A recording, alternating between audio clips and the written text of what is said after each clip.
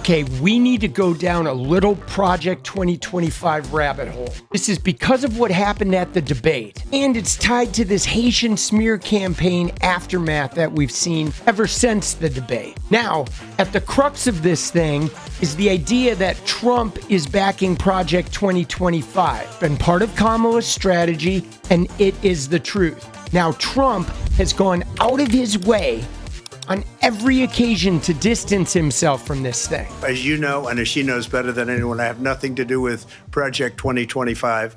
That's out there. I haven't read it. I don't want to read it. I haven't read it? I'm not going to read it. This is a group of people that got together. They came up with some ideas. I guess some good, some bad. But it makes no difference. I have nothing to do. Everybody knows I'm an open book. But now I'm about to take you down a little rabbit hole that's going to show you how Trump's rhetoric, Project 2025, and his campaign are tied together. What is Project 2025? It's a 900-page document created by the conservative think tank, the Heritage Foundation. It mentions abortion 199 times in 900 pages. It mentions Donald Trump 312 times in 900 pages. At its core, what Project 2025 is a roadmap to create a government that is about white heteronormative families, period. Is anti-trans, anti-LGBTQ, Christian only, women as mothers, no immigration. The U.S. cut off from the international community. They believe in dismantling all the government agencies and firing all career government bureaucrats and replacing them with Christian nationalists from their approved presidential personnel database. This thing is toxic. If you want to read it, go read it. It's frightening. Now, despite the fact that 140 of Trump's staffers, including his press secretary, high-level campaign officials, are all involved in the making of this thing, Trump has continued to adamantly deny his participation in it, or even his knowledge of it. But he's lying through his teeth. Ever since we found out about this Russian disinformation campaign with Benny Johnson, Tenet Media, Tim Pool, we've started to see the cracks in the armor of these right-wing propaganda influencers. And where they really messed up is this TikTok they've been passing around, tries to debunk the ABC moderators who truth-checked Donald Trump when he told his little story about executing the baby. They showed their cards. And I'm about to show you how Donald Trump's rhetoric is directly tied to the smear campaigns against Tim Walz and the no restriction abortion states and the big lie where they're trying to convince people that they're executing babies. But this is all tied to Project 2025 and their forced white Christian family narrative. All right, you ready for the rabbit hole? Here we go. Sean Hannity is saying that Harris claimed Trump will implement Project 2025. And again, Trump is saying that he doesn't believe in Project 2025, okay? That he doesn't know anything about it. And even though 140 of his staffers and campaign workers are the people who wrote this thing, but I found something today that shows you the link between Trump and Project 2025, but it comes from a TikTok. This is very important because the link is clear. So this guy, this Tony whatever, it's just another fucking banned account that got unbanned by Elon that spreads disinformation all day long. But this guy is saying this girl destroys the moderators, nothing but facts. But now watch this. Because Trump is talking about this after-life abortion, okay? Now watch. And the Supreme Court had great courage in doing it. And I give tremendous credit to those six She's a TikToker. She's a fucking liar. In this country where it is legal to kill a baby after it's born. There is no state in this country where it's legal to kill a baby after it's born. That is truth. Absolutely, you cannot kill a baby after it's born. Now, she is about to take us on a little journey here. But watch where this journey goes, because she is spreading disinformation campaign that is connected to Project 2025 and Trump. So Trump goes out there and tells a very specific story over and over again about how they're executing the baby and about how there's, 9th month abortions. Now, there are never ninth-month abortions unless the mother's life is at risk. And states that have no restrictions on abortion means if the mother develops health complications right up until the birth of that baby, her life is safe and protected. That's why you have no restrictions, is that guarantees the safety of the mother. That if the mother's life is in danger, they will abort the baby. That's a guarantee. As it should be. The mother is the life that's breathing and existing. She does deserve precedent. Now, watch this girl, though. This girl's a liar. But watch what she does here. Actually, there are 8 states that have no restrictions when it There are 8 states that have no restrictions on abortion. And again, why do they have no restrictions on abortion? Because it protects the life of the mother.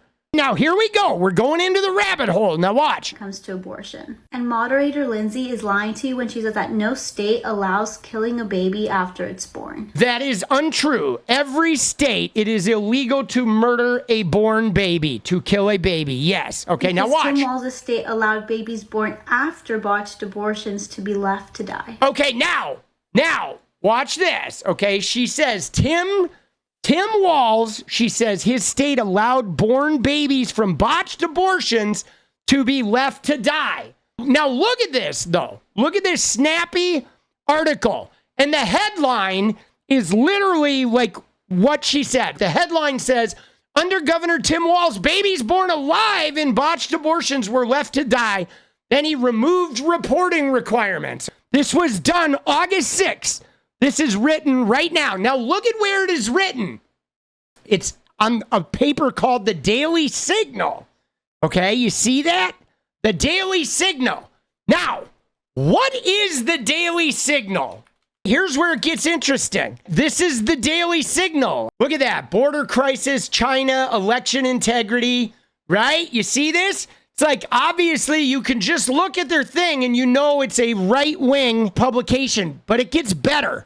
Because when you look at the Daily Signal, what was the Daily Signal? It was a project of the Heritage Foundation. So the Heritage Foundation, you see that? Launched this thing in 2014. The Heritage Foundation. Those are the guys that wrote Project 2025. They created the Daily Signal as an arm of the Heritage Foundation. It was a project of theirs about right-wing news processing.